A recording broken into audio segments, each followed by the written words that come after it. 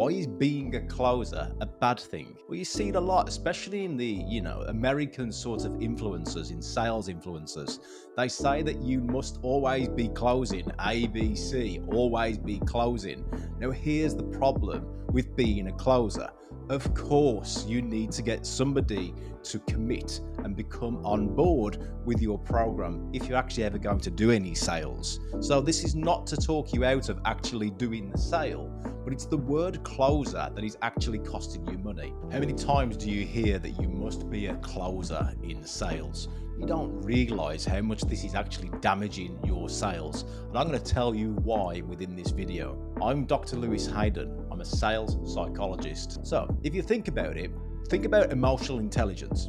Emotional intelligence is understanding what someone's emotions is going through whilst they're in that situation with you. It could be in anything, but we're talking about sales in this specific video. So emotional intelligence, what that actually says is it's not just about your internal thoughts, but how you're coming across to somebody else as well. First of all, what are you thinking?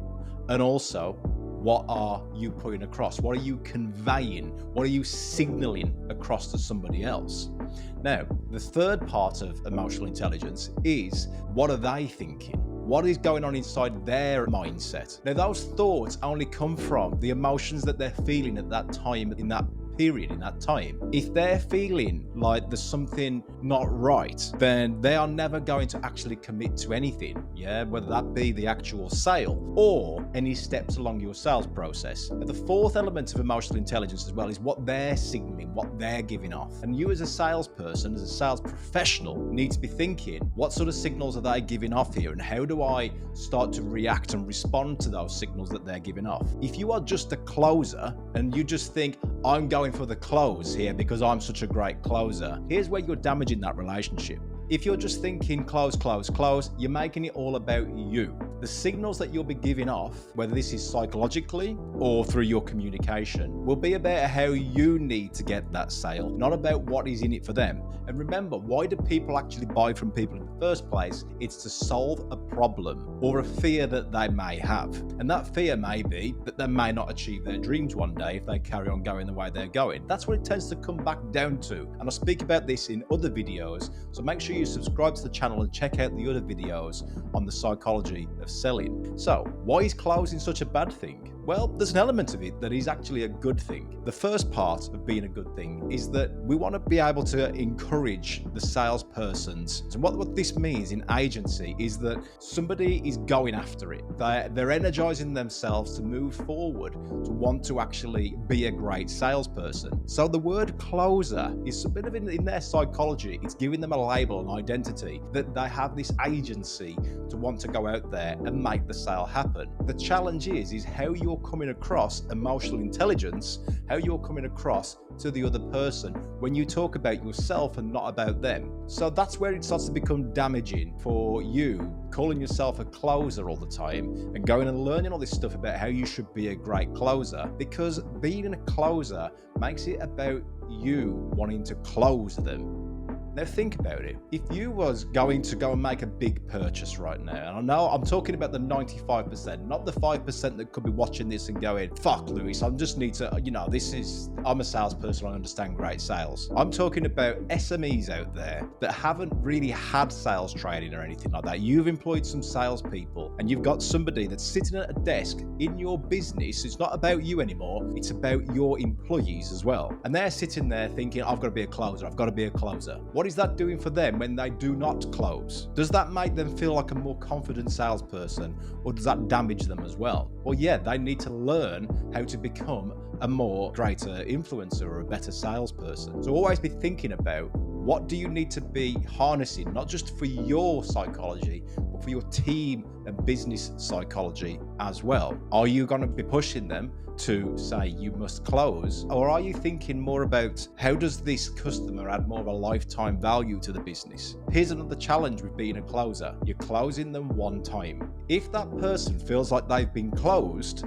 and not been professionally sold to, would you, as a decision maker on a purchase, want to go back to somebody who is celebrating behind the scenes about how much they've closed that person? Because they're making it about them and not about the customer. What clever salespeople do is they understand the lifetime value of working with the customer. So it's not about the first close. It's not about a race to the bottom to get the cheapest price. What happens when people race to the bottom just to get the close and all they do is compete on price? Well, guess what? Somewhere along the line, that business needs to make that money back. So think about car salespeople, for example. They are there because they're driven to close and get their numbers in by the end of the month. Now, clever car salespeople will recognize that it's about the lifetime value of somebody. When they're finished with that sale, then they will come back again if they have a great experience. So look at Porsche, for example. They will put you in one of the first entry-level Porsches, and then they will build you up to one day, invite only, be invited to buy a Porsche Carrera GT3. They're not always available to people who are just buying the car. Why? Because they know the value of a lifetime customer and how to protect it. Now,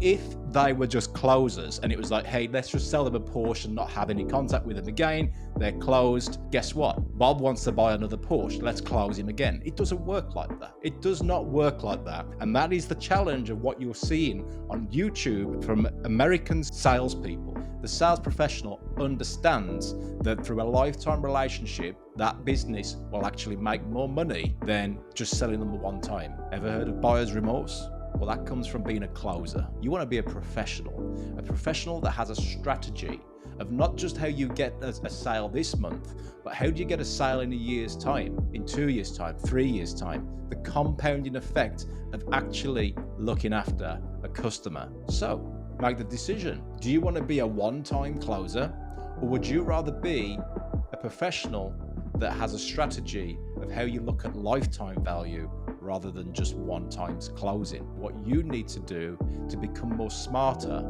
and increase your sales psychology intelligence, rather than just having strategies that you think that you can deploy, like objection handling, for example. How many strategies are there? Well, you see them all the time on Instagram and YouTube, don't you? Say this and say that and say this, and you'll get them over the line and you'll close them. I like this sort of stuff as well, but ultimately you need to be thinking about how do you have that lifetime value and not be a closer, be a strategic salesperson that actually wants to see the customer win and not just you.